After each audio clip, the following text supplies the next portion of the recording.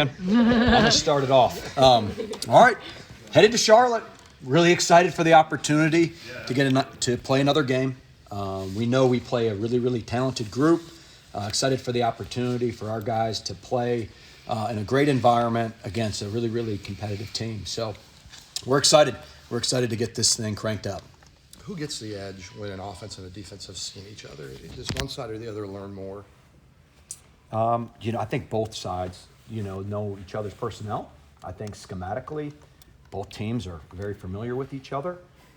No one's going to reinvent who they are. They're going to look to do it better.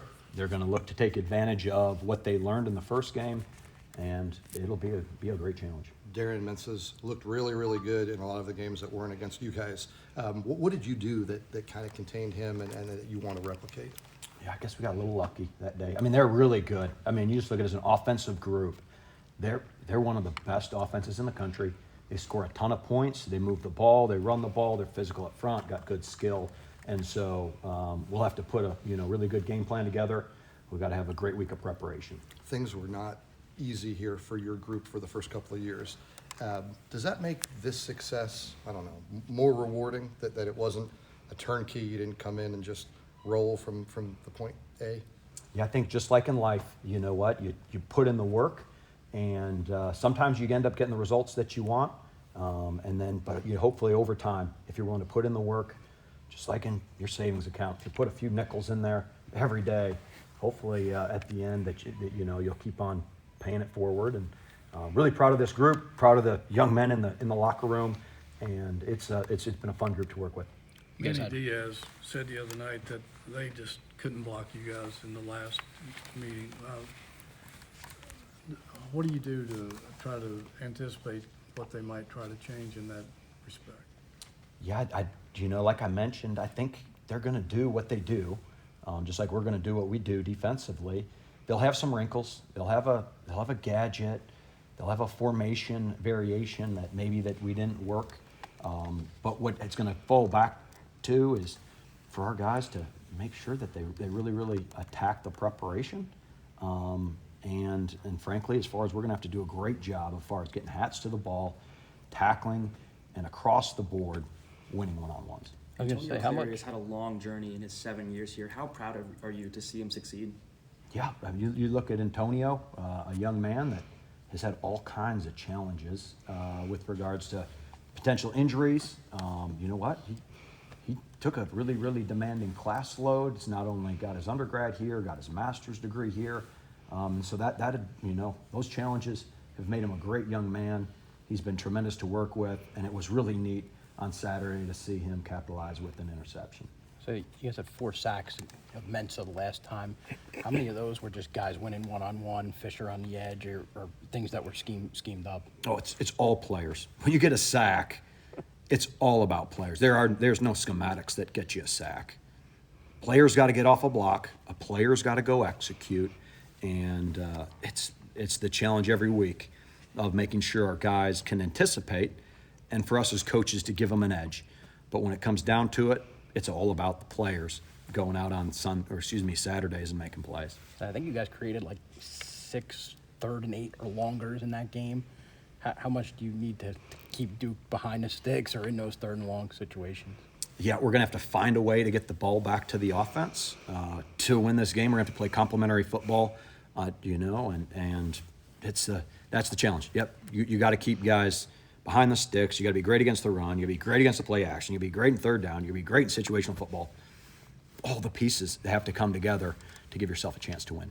In the big picture, when you look back in the last winter, when you had going to the portal to try and reinforce this roster, what was the biggest challenge of bringing 30 new faces, 50 when it includes the high school players, to gel and get this roster ready for this season? A commitment to the process and a commitment to culture.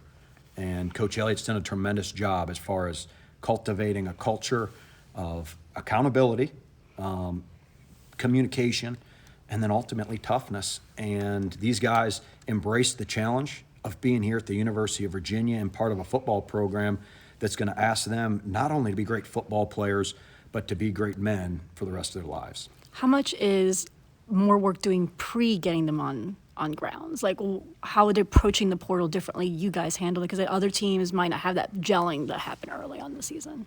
Yeah, I think for every one that you bring into an organization, and particularly in college football, you've got to do your due diligence. It's a testament to our recruiting staff, to our administration, of making sure that we identified, number one, that they're great young men, and then second, they're great players, and that combination has allowed us to play really good football. You guys are number 2 in the nation in third down defense. What does that mean to you as a coordinator? It means that we can get the ball back to the offense.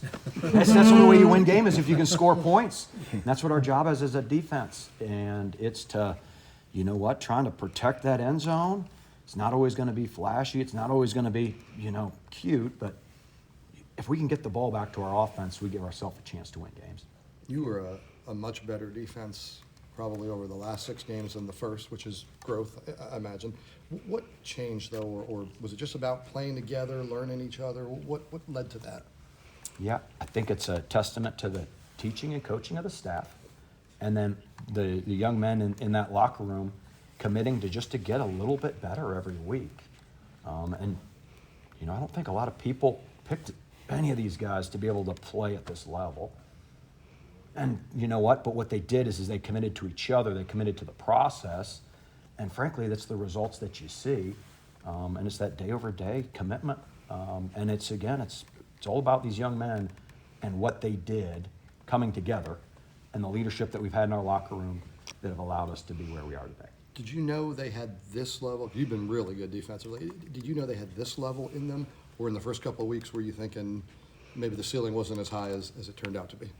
Well, all that matters is this week, how we played defense this week. So the challenge is for us to go out and win the first snap, and we'll roll it out. And I know our guys will play hard, and they're excited for the challenge and the opportunity to play for a championship. Is it taking any more effort to keep the focus on the next game as the stakes keep getting higher here?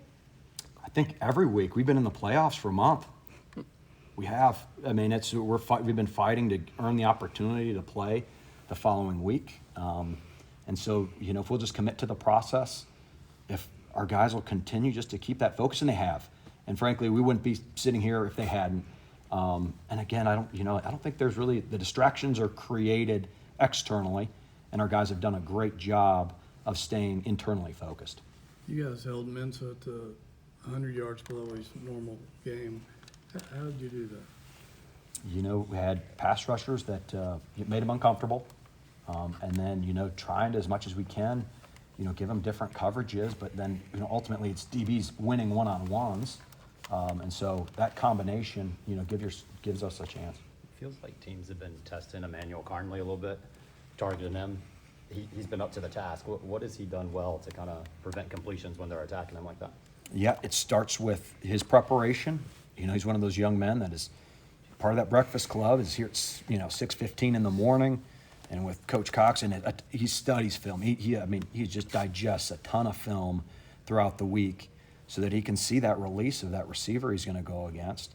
And then also, ultimately, what he's done a great job as far as being a really, really good technical corner, as far as winning with angles, and then, again, ultimately finishing. And that's what it comes down to, is with these contested one-on-ones, will you physically, will you extend yourself, will you strain to be able to finish? What did you think of Maddox Marcellus on Saturday in his first start? It was pretty productive, wasn't he? Yeah. I think he led our team with tackles. Yeah. You know what? Had a big interception. Yeah. He's always been physical. But what he did, he did what he's done every week, and then he just got the opportunity to have a few extra snaps, which allowed him to be really, really productive. Caleb Hardy too, filling in. I thought he graded out well on PFF and all that. But what did you think about him stepping in there? Yeah, he's a young man that started for us as a freshman, true freshman. Really, really high football IQ. He's a guy that can go sideline to sideline. He plays physical, and is showing up not only on defense but special teams. And you know what? Those guys that continue to show up on special teams end up being the guys that are our best defenders. Do you have to have the depth that you guys have to make a run like this? Like you guys have to the ACC Championship game. You rotate all your defensive backs, the D linemen too. Do you have to have that depth to be good at this time of year? Yeah, you got to be a little bit lucky and try to stay healthy. Everyone across the country, by this time of year, you have some nicks and bruises, but the ability to have competitive depth, it allows you to, again, to play more guys, minimize your exposure, and frankly, those guys, have embraced that, and that's what's been neat to see, is somebody maybe embrace, oh, you know what, I only did play 15 snaps, but I got to maximize that 15 snaps for the betterment of the team. Duke bounced back the last couple of weeks after losing to you guys. Has Mensa been any different? Have they changed anything to help him, or is he just? That's what they've been all year. Yeah. They really have been. I mean, they've been explosive. The receiving core, it's as good as we'll face. You just look at the running backs. They're downhill. They're physical. They can jump, cut, and accelerate. And then up front, they're big and physical. They've done what they've done, and they've committed to that, and that's why they're good.